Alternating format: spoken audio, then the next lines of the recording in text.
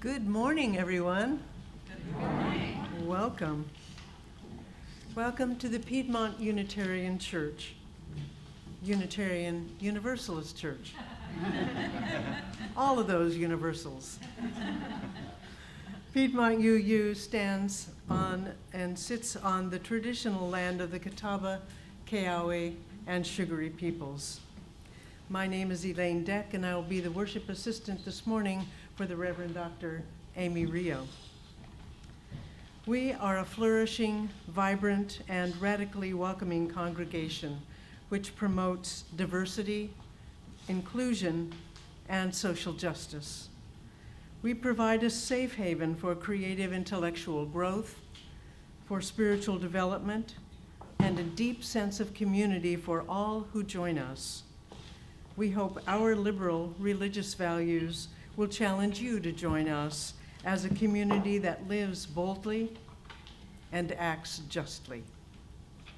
To all of our visitors and our friends, we're very glad you're here in person or with us online, and we do hope to see you again. Your presence is a gift to us. Our announcements for this Sunday. Today is a special day for our church. On this Easter Sunday, we observe Flower Communion and welcome new members. This year is also the 100th anniversary of the Flower Communion for the Unitarian Universalist Church and denomination.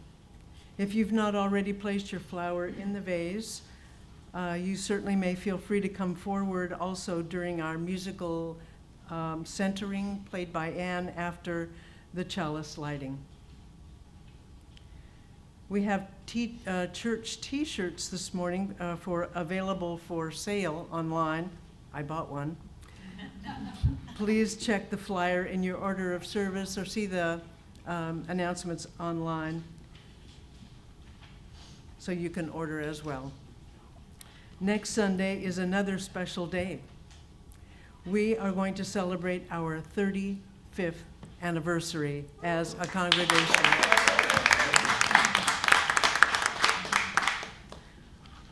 So please come and join us and celebrate. For other... Oh, cake. Oh, yes. We will have cake. And you may eat it too. For other important information about our vibrant community, you can see your order of service, or if you're on our email list, please check the monthly newsletter and weekly announcements. And now, whatever brought you to this place at this hour, we welcome you. May you find something you need, and may you leave richer in spirit than when you arrived.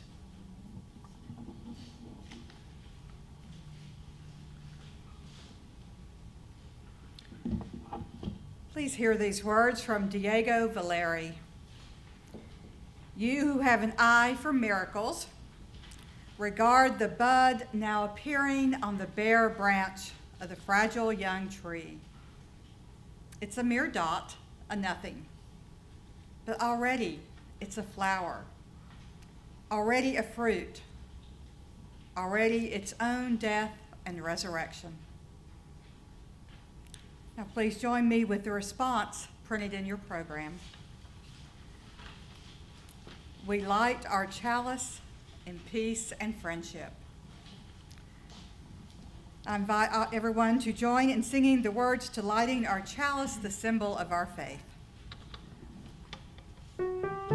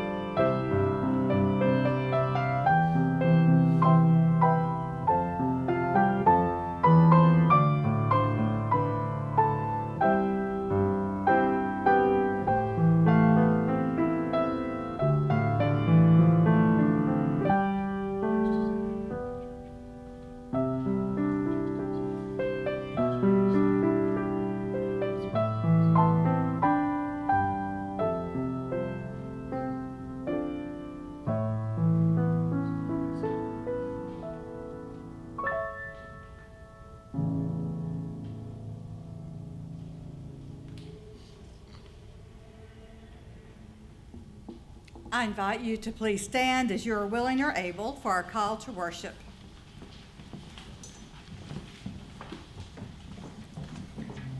Thanks be for all creation and the presence of divinity. We arise to today, Light comes to us each morning. and we are guided on our ways. Thanks be to all creation and the presence of divinity. We arise to today, The light embraces us in love. as we embrace the promise of a new life each morning. Thanks be to all creation and the presence of divinity.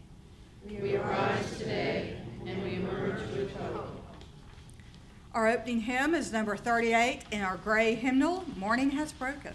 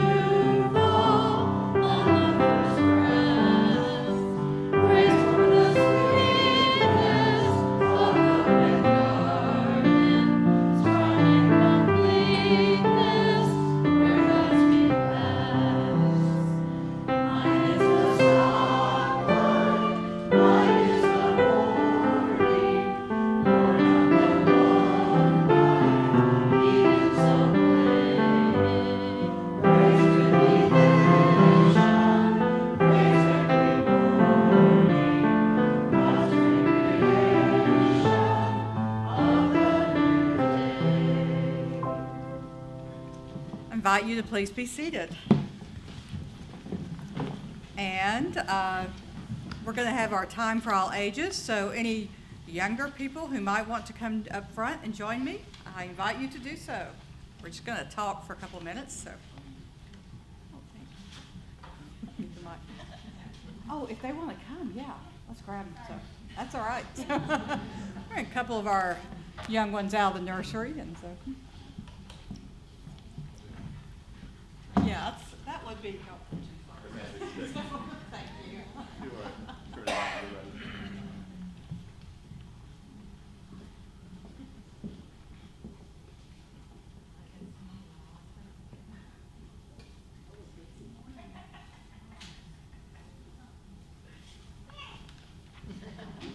Hey there, girls. Y'all want to come on up? Amanda? Lizzie? Hey, you want to come talk to me for a couple minutes? Good morning. How are y'all doing today?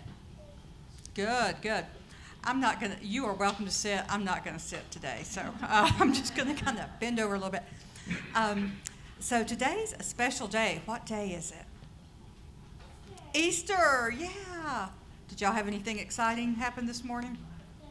What happened?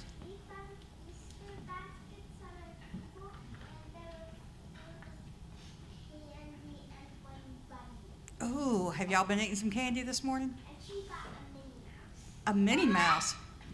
Yeah. So, it's something else also, another thing we're doing at church today.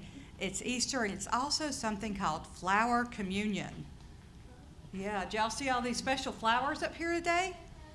Yeah, so we're going to do something very special with that. Now, I want to ask, do you know what this is here? There, Amanda. Lizzie wants to, you want to give her a massage? Oh, I wish someone would do that for me, yeah. So, Amanda, do you know what's in that little packet there? Yeah. Seeds. What kind of seeds?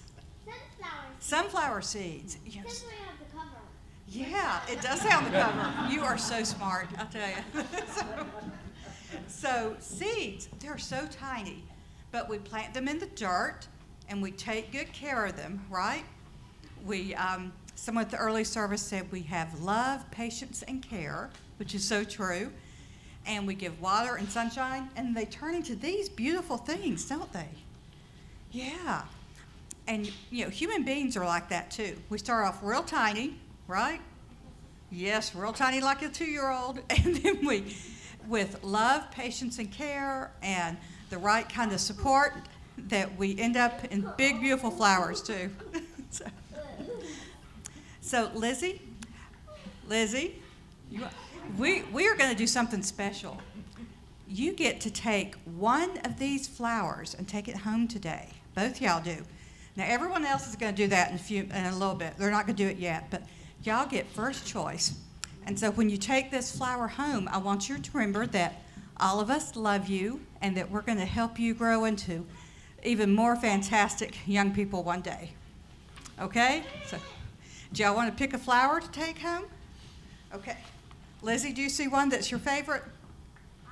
You see? Okay, Amanda, come and you just grab it here. Oh, this beautiful purple one. Do you want to help Lizzie get one?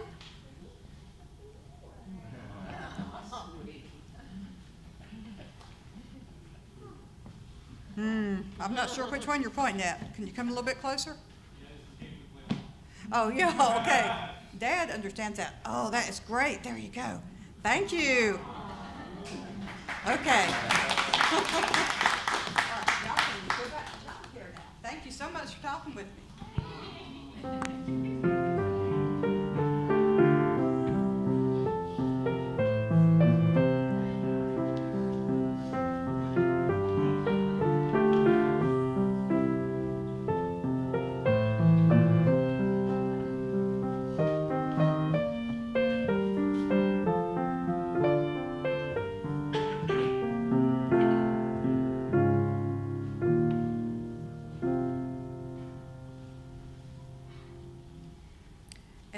At the early service, we had one of the flowers, and I don't know what kind it is, but it has lots of little yellow leaves on it, little petals on it. And after the service, one of the children we had picked off the petals and then showered me with them. And I said, this is the best blessing I've had in quite some time. So it's a wonderful gift. So we have come to the time of our service with our ritual and sacred sharing. And there are a number of things we're holding in the light this morning. And so Elaine will light the candles for us as we lift up these things this morning. We light a candle for everyone who's been impacted by the tornadoes in the South and Midwest. Everyone impacted by gun violence and the movement to end this epidemic. For all areas of violence around the world, and especially the war in Ukraine.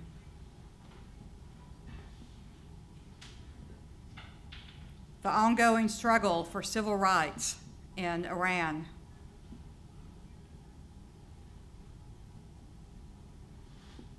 Ann P's father with his ongoing health concerns. Annie K's father with recent health issues. Our Jewish siblings observing Passover, and our Muslim siblings observing Ramadan.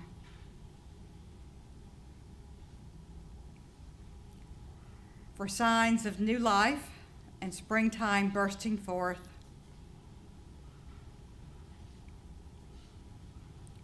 And for our new members who are officially joining our church today.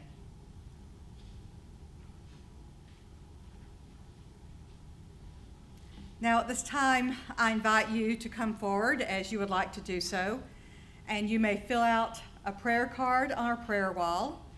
And also over on the wall today, we have, on the table beside the wall, We have our stones and our shared water. You may place a stone in there, or you may light your own candle. And then later on in our service, we will have our time for flower communion. So I invite you to come forward as you would like to do so now.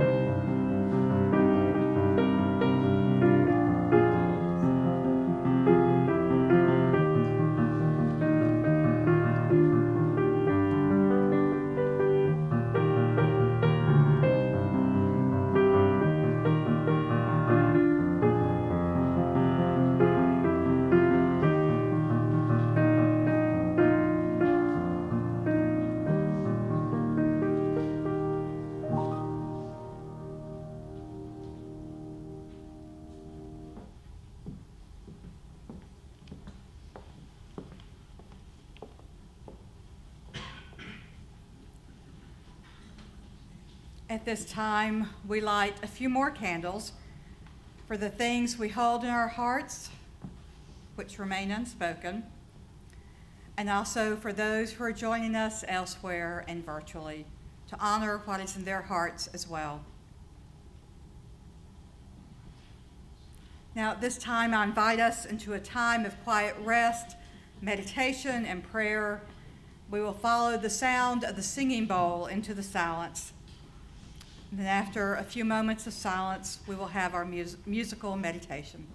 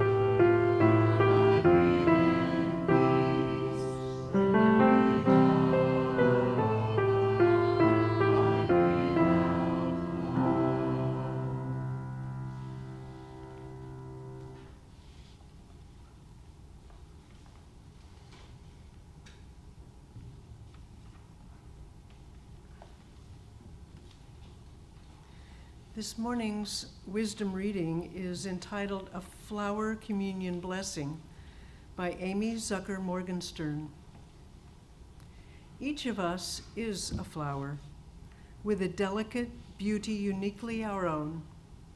We may be like sunflowers turning always toward the light. May our lives bloom like the flowers.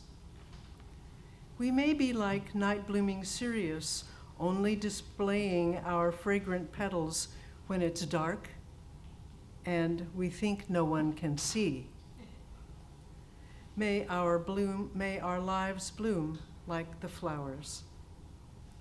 We may be hothouse flowers, far from our native lands, cautiously tended within a harsh and unfamiliar climate.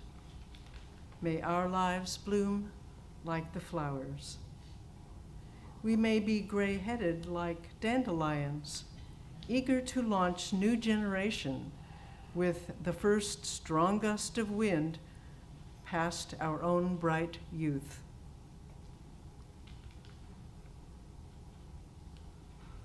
But ready to pass our wisdom on in precious gossamer carried seeds. May our lives bloom like the flowers. Some of us sometimes spring up overnight and fade in the hot glare. May our lives bloom like the flowers. Some of us sometimes are roses, slowly assembling petal after tightly wrapped petal, and revealing our full glory only when everything is in place. May our lives bloom like the flowers. Sometimes we are roadside weeds, loveliness bursting from improbably from dust and debris. May our lives bloom like the flowers. May we offer our beauty with the simplicity of flowers, expecting no recognition, hoping for nothing, giving out of what we are, and knowing it is enough. May our lives bloom like the flowers.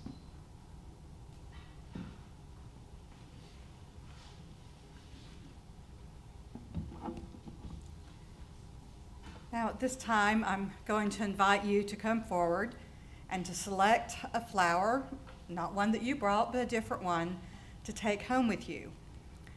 And during the message, and it's a brief message today that I will offer in just a few moments, I want you to be holding this flower so that you can think about some of the words and things that we are sharing today. So, and as you see this new flower in your home in the coming days, think about how you are blooming like this flower and how we are part of a community which is blooming with life. So at this time, I invite you to come forward and to select your flower.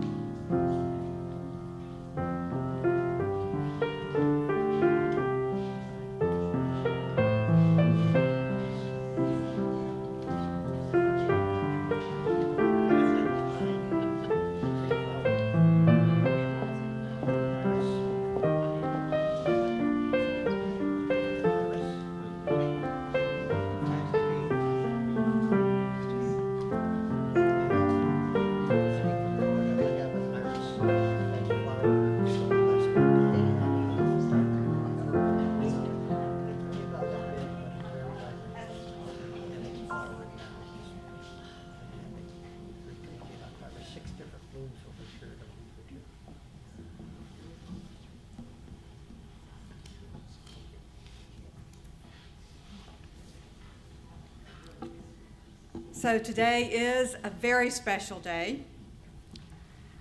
Now, for Christians, it's the holiest day of the year. It's the day of Easter. It's the day that Christians celebrate that Jesus was resurrected after his crucifixion. Now, when my son, my very curious son, was little, on one Easter he asked me what resurrection meant. And this is not easy to explain to anyone, but especially a little one, right? And I remember the staple of talking with him about, well, it's the same person, but it's different in some special ways, kind of like a new beginning.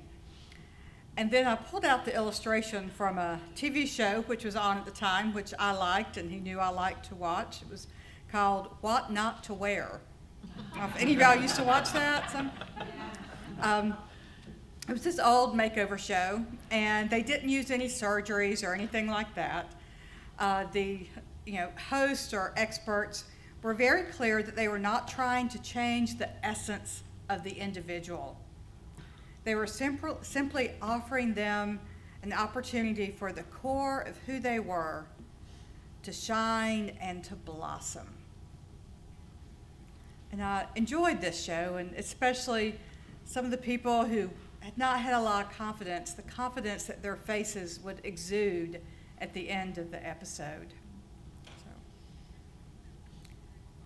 Now, when we reflect on the nature of Easter, whether or not we identify as Christian, we know that the core of Jesus' teaching is imbued with the power of new life and new opportunities and new possibilities. Now, he was a Jewish man, a rabbi, who led a reform movement for his people, focusing on the teachings of love and community, especially for those who are most in need and most harmed in this world. He saw that some people had fallen away from this core message of love and had become trapped in the death and destruction that greed and self-absorption always bring about.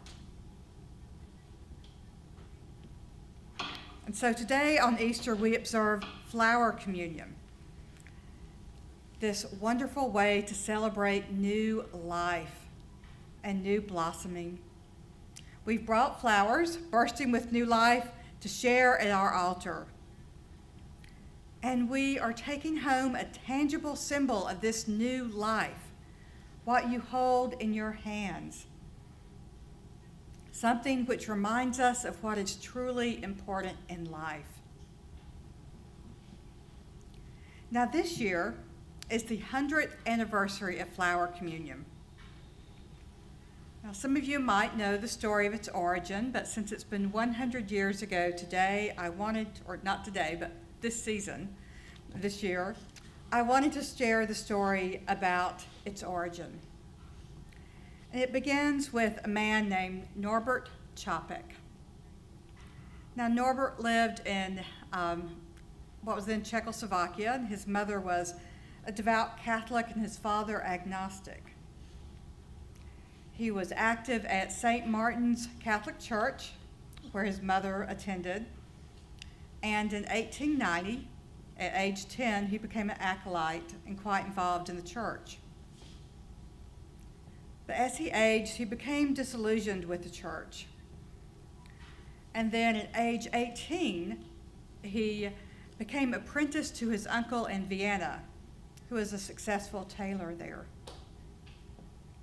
Now, while in Vienna, Norbert discovered the Baptist and became a minister with that congregation. He went on to found a dozen churches all the way from Ukraine to Budapest. And slowly his faith became more and more welcoming and inclusive. Now, Norbert eventually left Bohemia in Eastern Europe under government threat, and he accepted a call to serve a Baptist church in New York City. And then one day in 1919, he wrote in his diary, "I cannot be a Baptist anymore, even in compromise. The fire of new desires new worlds is burning inside me. New desires, new worlds. Now, a couple years after that, Norbert and his wife, Maya, joined a Unitarian church in New Jersey. And as World War I had come to its conclusion, soon afterwards, Maya and Norbert returned to their home in Czechoslovakia. And then he became the lead minister of a Unitarian church there called Prague Liberal Religious Fellowship. And it grew tremendously under his leadership. Now, during the time that Norbert was there, he realized that the traditional Christian communion service of bread and wine was just not meeting the needs of his congregation, because the people in his church, like ours, had people who believed a variety of things. And so Chopik turned to creation, to the countryside for inspiration. I think as we do so much too, we look at creation and we are inspired by all the beauty and the mystery that we see in it each day. And so as Chopik looked at the countryside, he saw the beauty of the flowers. And in 1923, he developed the flower ceremony. He asked all his congregants to bring a flower to church, either from their gardens or by the field or by the roadside, wherever they found them. And he invited each person to place a flower in the vase up front. And then following the service, each person would take home a different flower, a different one than they had brought. Now, Chopik was a visionary who was ahead of his time with his imagination and radical inclusivity. His church was one that was willing to take risk, to make tough decisions, even to bear disappointment, to build a new way. It was bursting with life. Now, as we know from history and from our own present day, the world is often scared of innovative, inclusive ways of thinking. There's a fear of ways of existing in society which might seem to go against what is deemed normal. Now, that was certainly part of the Easter story with Jesus' own teachings, which were deemed countercultural or against the establishment. Now, Norbert experienced this fear very much so. In 1942, the Gestapo arrested him, and he was accused of being an insurrectionist and listening to foreign broadcasts. And then he was sent to Dachau concentration camp. Now, even during the painfully difficult times while he was there, Chopik held a flower ceremony with his prisoners, finding flowers wherever they could among the weeds of this camp. They testified to a beauty larger than themselves and a love that would outlive them. Now, Chopik was executed by the Nazis, but his spirit, his courage, and his commitment live on today. In 1940, his wife, Maya, brought the flower ceremony to the Unitarian Church in Cambridge, Massachusetts. And it's been an important part of our church's belief and yearly annual rituals ever since. Flower communion is an affirmation of our continuity with all the generations, to walk in the way of love and inclusivity, to widen the circle and the scope of liberty and love and new life. As Norbert's life and ministry reveal, new life and love always come about, even in the darkest of times. Even in a Nazi concentration camp, new life was bursting forth. Now today, as we are gathered in this beautiful space, it's easy to feel as if we are bursting with new life, just like the amazing flowers which you hold in your hands. And of course, we can't forget the news around us, or someone we know who is in pain or grieving, or perhaps the own challenges we have in our own lives. Darkness is always around, always waiting, but new life is always around. It is always stronger than the darkness. New life is always waiting, ready to burst forth. Today, let us celebrate the new life bursting forth. Let us open ourselves to the mystery of new life each day. And let us be witnesses to this new life of love, justice, and peace for others and for the world. Thanks be for this new life. May it be so. Blessed be. Amen.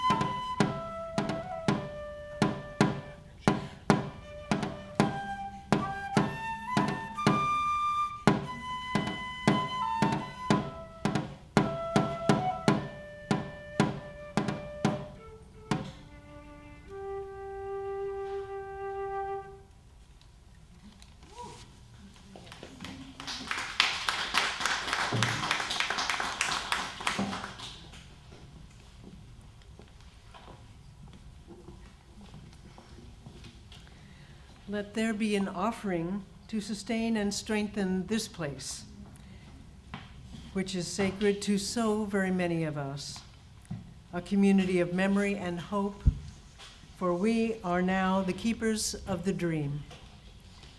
This month, we're sharing our offering plate with Happy Roots. Happy Roots is Rowan County, is a 501c3 nonprofit providing nature-based therapeutic and educational services to enhance wellness of the community and the environment. For more information, you can see happyrootsnc.org. We ask that you place your gift in the baskets as they make their way around the room. Or, of course, you may wait and drop it in the basket at the end of our service at the back of the sanctuary. And, of course, you're always welcome to give online at puuc.org or text PUC at the number 73256. Today's offering will gratefully be received.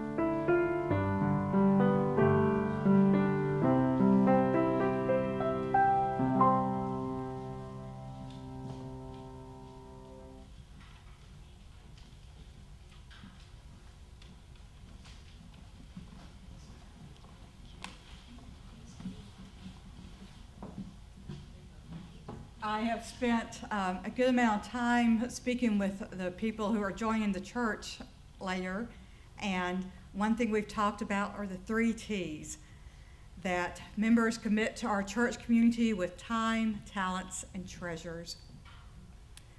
Now, these baskets represent the treasures you offer for this church, and today we give thanks for the treasures and the time and the talent that all of you offer for this beloved community.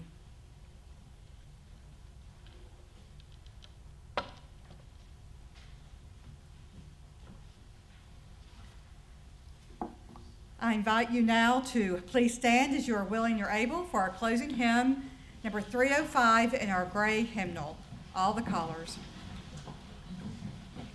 Thank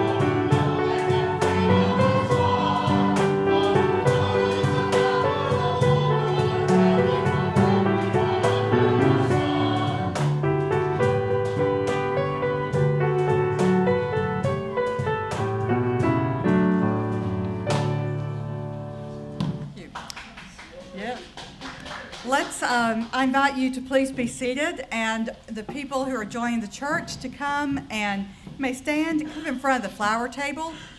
And the members of our membership team, if you'll be over here where we have our membership book. We have a membership team who's been very active and doing things, so.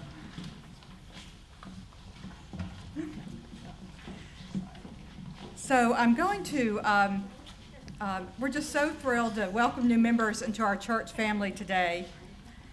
And the fascinating thing is in the early centuries of the church, new members would only be received on Easter after they had gone through lots of different kind of meetings and things to help prepare them for that. Now, these individuals have gone through a variety of things with our Pathways to Membership course, and I've had the good fortune to spend a lot of time with them. They've learned about UU history and theology.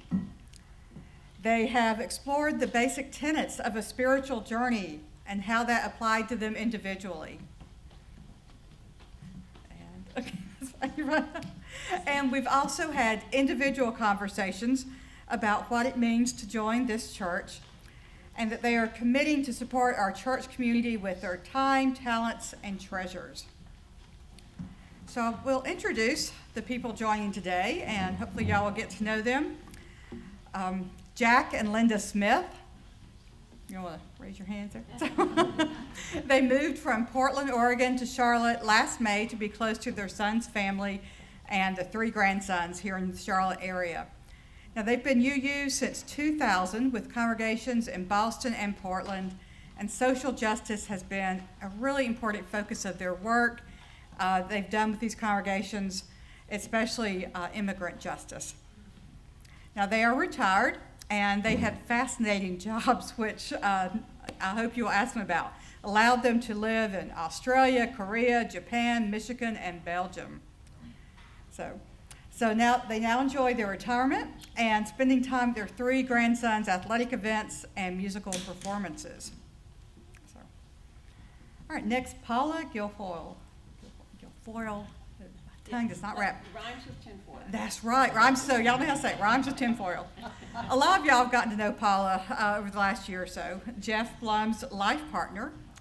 And Paula wants to say that she is so grateful to Linda Blum, who I know so many of us remember and love, for allowing her to share Jeff's life. So Paula has been in the Charlotte area since 1994, and of course has been attending our church community for a while now. Paula has a business Claim Leadership, which focuses on leadership development. She also has a daughter, Malia, who is 25 and lives in Charleston, South Carolina. So Paula is very excited to call Piedmont UU Church her home. Rhiannon Estwick. Rhiannon over here. So Rhiannon has been very active in CUPS for some time and is excited to officially join today. Rhiannon is originally from Barbados and has some fascinating stories about her childhood, her granddad, which y'all need to ask her, and also she knows the correct way to make hot tea. So I really appreciate that. Not in the microwave, okay? Not in the microwave. She is married to the wonderful James, who is here with us today as well, and they met in college, and Rhiannon's degree is in art design. Am I getting that? Arts administration and also illustration, yeah. Arts administration and illustration. Okay, so. We also have Karen Sarnes today. Karen has also been very active in CUPS for some time, and she originally is from Michigan, but has been in Florida for the past, for about 10 years until she moved to the Charlotte area 13 years ago. She's an accountant with Firestone Fibers and Textiles, and Karen is a dog mom. She has 3 wonderful dogs and spends a lot of her free time transporting rescued dogs to homes and fosters. Such a wonderful ministry that she has. All right, Brian and Isabel Tonkinson. We're here. Yes. And y'all saw their wonderful daughters, Amanda and Lizzie, in their time with children.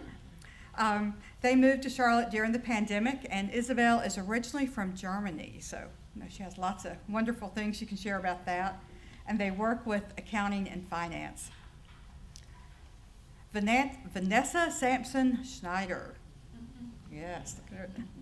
Vanessa is a Jacksonville, Florida native and moved to Salisbury in June of 2021 to be with her new husband, Edward, who is also joining us today. We're so happy for him to join us.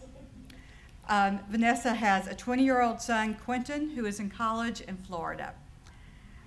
Vanessa has been very active in UU churches for about 12 years and has had a lot of leadership and in those congregations. She is a licensed mental health counselor who specializes with LGBTQIA+ individuals and families. So, let's talk after this service.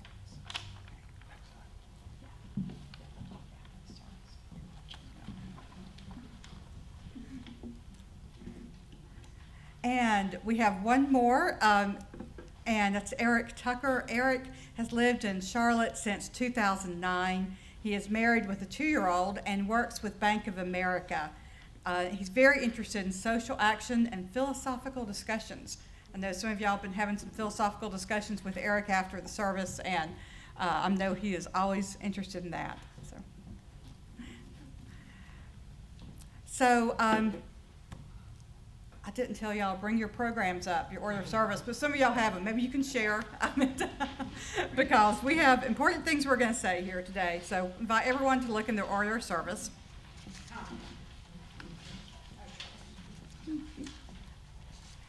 Today, we welcome into our community these new members who have chosen to make a commitment to this congregation by signing our membership book, which they will do in a moment. They commit to support our church through time, talents, and treasures. New members, I address you now. We are so glad to have you here with us and that you have chosen this community of fellow seekers to travel with you on your life journeys. Will you accept our gifts of fellowship, discovery, and service? Will you offer us your unique presence and gifts? Will you add your name to the long history of Unitarian Universalist people who spread hope with our living faith? Will you engage with us as we seek to create a community and a world dedicated to love and justice? We will. And to our congregation, will you welcome these new members with the warmth and comfort of your fellowship? Will you seek to add your strengths and talents to the new gifts they bring us? Will you share our triumphs and our struggles as our community grows and changes? We will. Now let us join together, our new members and our entire gathering alike, in saying and remembering our covenant of purpose and right relations as each one of us renews our commitment to this church community. We encourage and support individual freedom of religious beliefs for all. We share in the loving ministry each for the other, and thereby provide for our emotional, physical, and spiritual well-being. We are dedicated to providing religious education for our children, which will enhance the positive worth of each child. We will strive towards social responsibility with the purpose of strengthening an individual commitment to self, congregation, and community. We will seek the truth to enlighten and acknowledge human accomplishments and possibilities. Love is the spirit of this church, and service is prayer. We covenant to honor all spiritual gifts with hospitality, to assume the best of one another from our highest selves, to dwell together in peace through kindness, and to serve others with compassion, honoring one another as members of beloved community. All right, so at this time, we're going to ask our new members to make your way over here to our table. And the membership team has a flower for each one of you, because you need more than one flower today. We also have a small chalice. And the chalice looks like this. So each person will have your own home chalice for the home. And then to sign our membership book. And I wanted to let all of you who've been around for a while, especially since next week is our 35th, know that we have a new membership book today. Michelle Murphy has created that for us, created a while ago because our first membership book is overflowing. So I have brought the first membership book. I'll have it again next week so that we can, anyone would like to look at that, you may do so.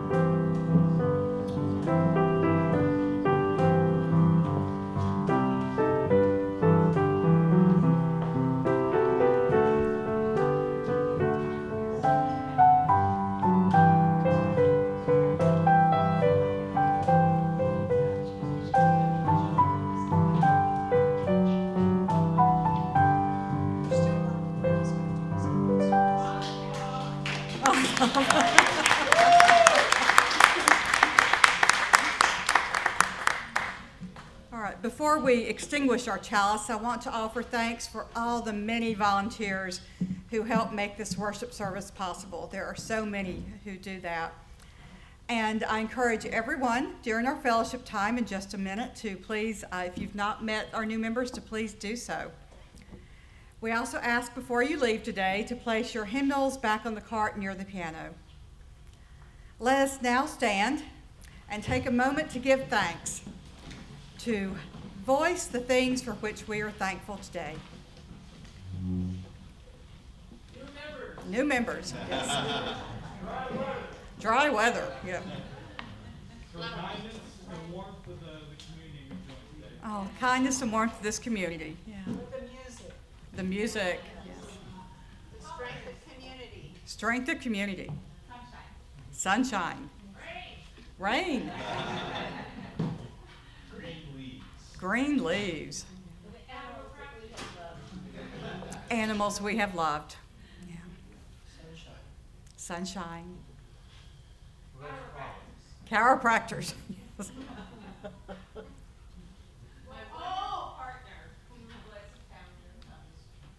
Oh, yes. Dear Jeff, yes.